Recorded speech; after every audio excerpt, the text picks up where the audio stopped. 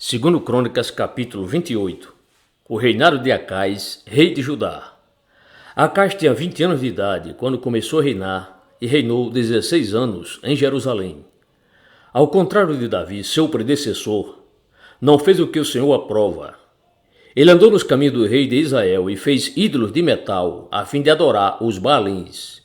Queimou os sacrifícios no vale de Ben-Hinnom e chegou até a queimar seus filhos em sacrifício, imitando os costumes detestáveis das nações que o Senhor havia expulsado de diante dos israelitas. Também ofereceu sacrifícios e queimou incenso nos altares idólatras, no alto das colinas e debaixo de toda a árvore frondosa. Por isso o Senhor, o seu Deus, entregou-o nas mãos do rei da Síria. Os arameus o derrotaram, fizeram muitos prisioneiros entre o seu povo e os levaram para Damasco. Israel também lhe infligiu grande derrota. No único dia, Peca, filho de Remalias, matou 120.000 soldados corajosos de Judá, pois Judá havia abandonado o Senhor, o Deus dos seus antepassados. Zicri, guerreiro e efraimita, matou Maazéias, filho do rei Asricão, oficial encarregado do palácio, e Eucana, o braço direito do rei. Os israelitas levaram para Samaria 200.000 prisioneiros dentre os seus parentes, incluindo mulheres, meninos e meninas. Também levaram muitos despojos. Mas um profeta do Senhor, chamado Oded, estava em Samaria e saiu ao encontro do exército. Ele lhes disse: estando irado contra Judá, o Senhor, o Deus dos seus antepassados, entregou-os nas mãos de vocês. Mas a fúria com que vocês os mataram chegou aos céus.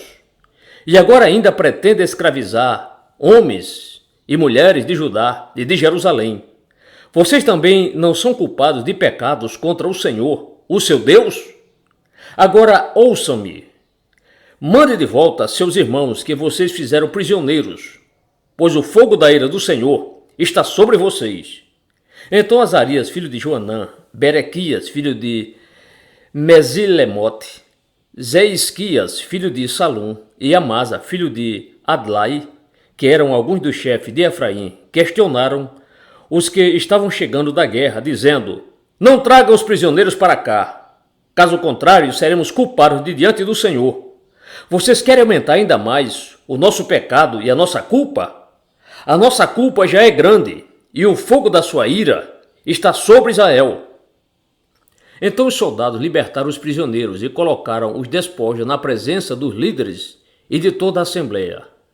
Aqueles homens citados nominalmente apanharam os prisioneiros e com as roupas e as sandálias dos despojos, vestiram todos os que estavam nus. Deram-lhes comida, bebida e bálsamo medicinal. Puseram sobre jumentos todos aqueles que estavam fracos. Assim os levaram de volta a seus patrícios residentes em Jericó, a cidade das palmeiras, e voltaram para Samaria. Nessa época, o rei Acais enviou mensageiros ao rei da Assíria para pedir-lhe ajuda. Os edomitas tinham voltado a atacar Judá, fazendo prisioneiros. E os filisteus atacaram cidades na Cefelá e no sul de Judá.